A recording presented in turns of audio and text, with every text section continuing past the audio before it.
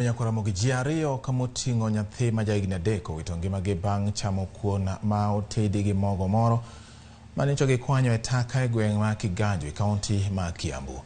Ji 7 moko dhi nyime gi yudo thieth ka ji 2 kuomgi ngimagi ni kama rach od thieth mar Thika Level 5.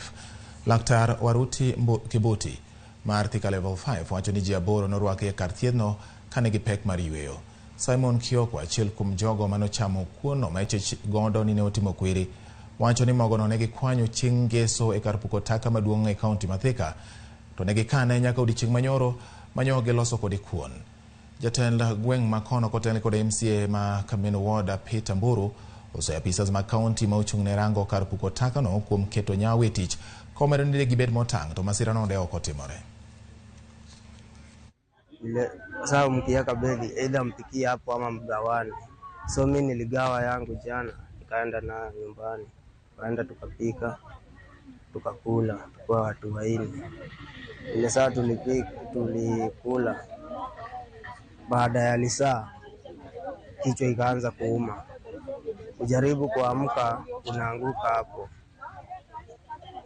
Sana mali akakuja akatumana niitwe. Singeweza kutoka nje.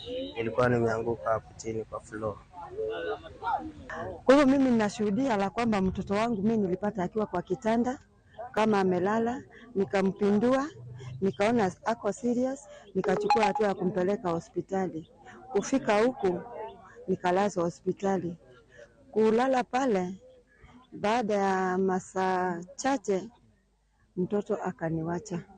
Kule dump site kuna vitu ambazo hata hizi waste za hospitali unapata zinaenda kutupwa kule kwa dump site. Very hazardous waste ambayo kwa binadamu hata hafai kuwa naguzana nayo, na tumekuwa na hilo changamoto.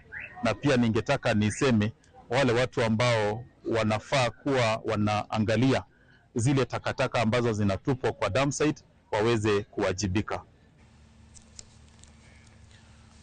Jogo manitie sekta mar Limbe County ma Mombasa